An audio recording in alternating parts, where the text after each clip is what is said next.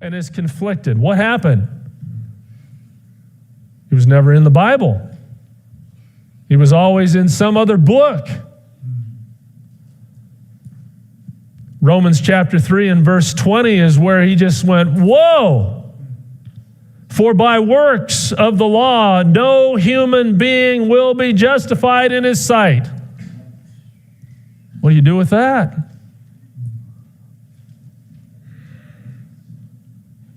Galatians chapter 2 and verse 16, we know that a person is not justified by works of the law, but through faith in Jesus Christ.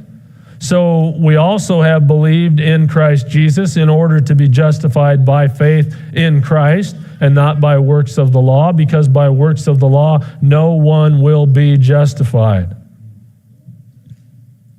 Well, wait a minute. What about a nice mix? You know, grace plus work. That grace plus works seems reasonable, doesn't it? A little of me plus a little of God equals salvation. That ought to do it. Mormon, Muslim, and every pagan religion believes in that system. Is it right? Galatians chapter 2 and verse 21, listen to this. I do not nullify the grace of God, for if righteousness were through the law, then Christ died for no purpose. In other words, he says, if my works earn any part of my salvation, any part, then Christ's work on the cross for me is null and void. It's either all him or it's all me. Then he says at Romans 11 and verse 6, but if it is by grace, it is no longer on the basis of works. Otherwise, grace would no longer be grace. So salvation has to be on one basis or the other, grace or works. Never both, because if you choose both, then grace is nullified and your basis is 100% works. It's all on you, like it or not. You might not like the system, but that's how it works. It's either all God or it's all you. You see, the problem with works is what? Pride. God opposes the proud and gives grace to the humble. The Bible calls it putting confidence in the flesh, Philippians 3 and verse 4. Putting confidence, get a hold of that phrase, putting confidence in the flesh. Confidence in the flesh.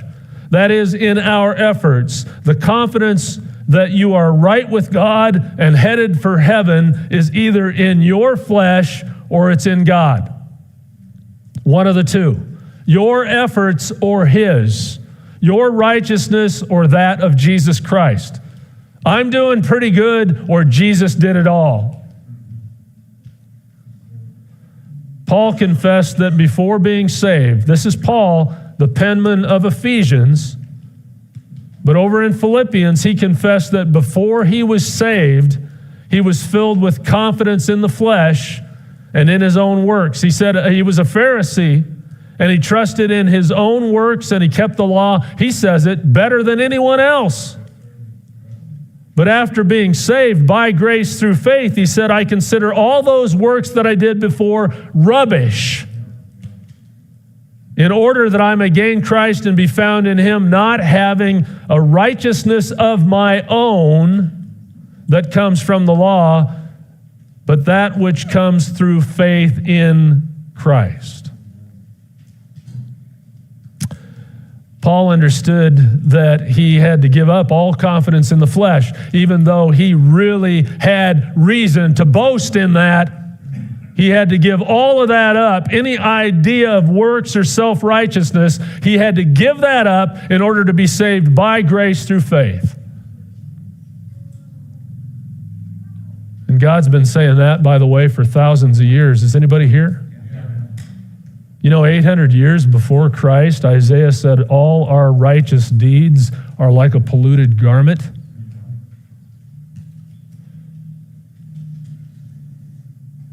You see, there's